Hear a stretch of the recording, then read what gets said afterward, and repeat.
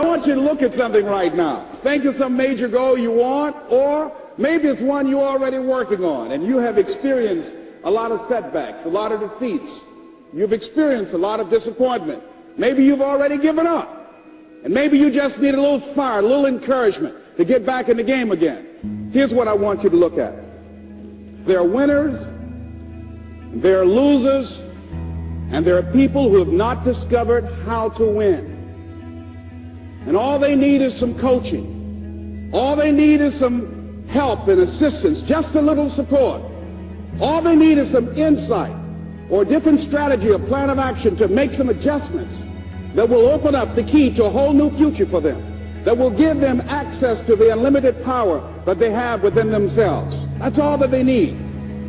So what I want you to do is think about something you want for you, that's real for you, that's important for you, that will give your life some special meaning and power. And I don't even want you to say, I can do that.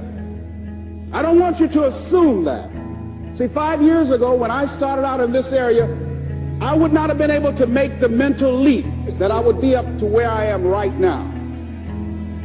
I don't want you to begin to just psych yourself out.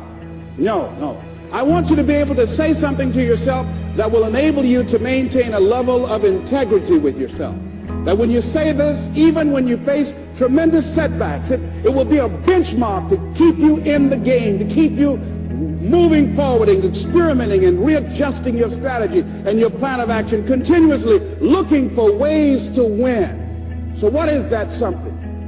When you got an idea you want to move on, you might not have the money, you might not have the education, you might not have the support or the resources you need. What is that something that can keep us going, that will enable us to act on our dream? What's one of those keys that will begin to help us to discover the secrets to our dream? Here's what I want you to repeat after me, please, with power and conviction. Say, it's possible. That's all I want you to do when you look at your dream. Just say to yourself every day, it's possible. Just say that every day to yourself, it's possible. Because what does that do? See, it begins to change your belief system. See, the way in which we operate, ladies and gentlemen, it's a manifestation of what we believe, what's possible for us. Whatever you've done up to this point, all that it really is a duplication, it's a reproduction of what you believe subconsciously that you deserve and what's possible for your life. Most people operate out of their personal history, out of their memory, things they've done, things they've experienced, things they've seen, things that they have observed. What I'm suggesting that you operate out of a larger vision of yourself. I want you to see yourself doing what you want to do, experiencing what you want to experience, having what you want to have, doing what it is that gives your life some meaning and value. Operate out of your imagination, not your memory.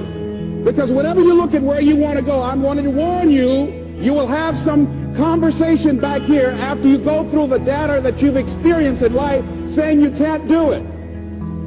And so what you want to begin to do is ignore that inner conversation. Well, most people, ladies and gentlemen, when something happens to them, what they do is they begin to believe that that's the way it is. That's the way it's always been.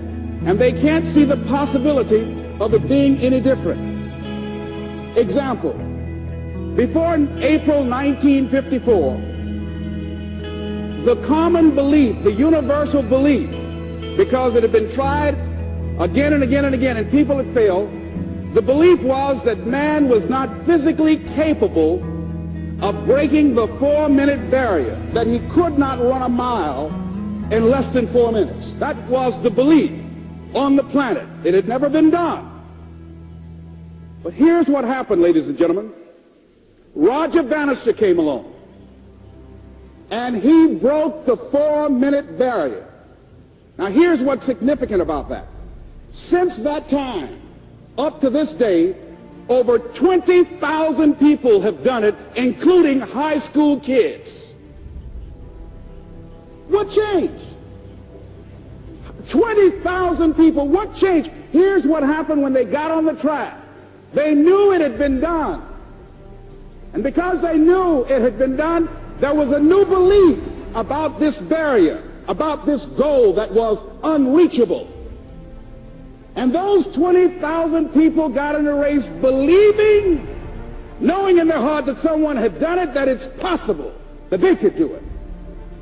And I'm saying that if you know anybody that had some goal, some dream, something they wanted to do, and they did it, then I'm saying that you know in your heart that if someone has done it, then you can do it. It's possible. And that if someone can make their dream become a reality, that it's possible that you can make your dream become reality. And so as you begin to look at where you want to go, beginning to embrace that, it's possible. I'm blessed and highly favored. I've got a lot going for me. I got some good stuff in me. And it's possible that I can bring my greatness out here in the universe. That I can do what I want to do. It's possible I can write my own book. I can have my own business. I can take the trip and travel around the world. It's possible. I can bounce back from adversity and reinvent my life. It's possible. Regardless of where I am, that things can get better for me. It's possible. I'm thinking about two men right here in Chicago who are fairly successful, similar background, educated. They worked for a corporation for many years, and they were among many people that were laid off. Two guys who were very good friends. One went out looking for a job for several weeks along with the other one, and they faced disappointment and rejection again and again and again. They couldn't find any work, which is the story of many people across this country. One guy stopped. He became discouraged. He stopped going. He stayed home looking at television, became very argumentative and toxic with his wife, drinking beer, getting on the phone, talking to his other negative, unemployed friends. And he just gave up. The other guy kept looking for a job everywhere he could go. Every time he could get an opportunity, kept asking people, networking, checking the newspapers every day.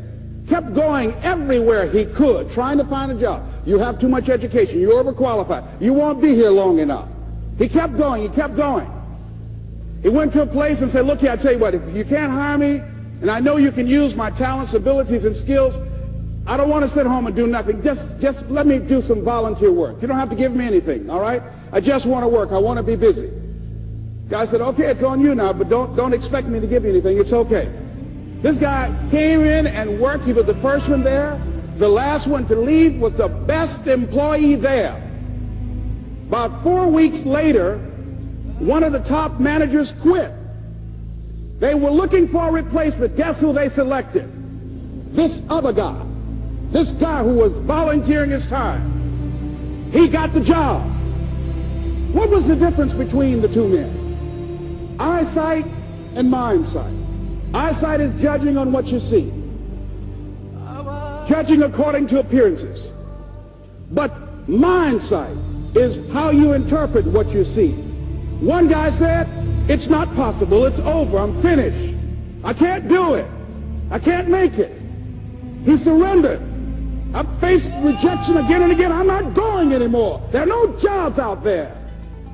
But this other guy, he felt that in spite of the no's and rejections, in spite of how bad the economy is, in spite of what the newspapers are saying, that it's possible that somebody somewhere will give me a job. He just kept going, thinking it was possible. And guess what, ladies and gentlemen? That's what we have to do with our dreams.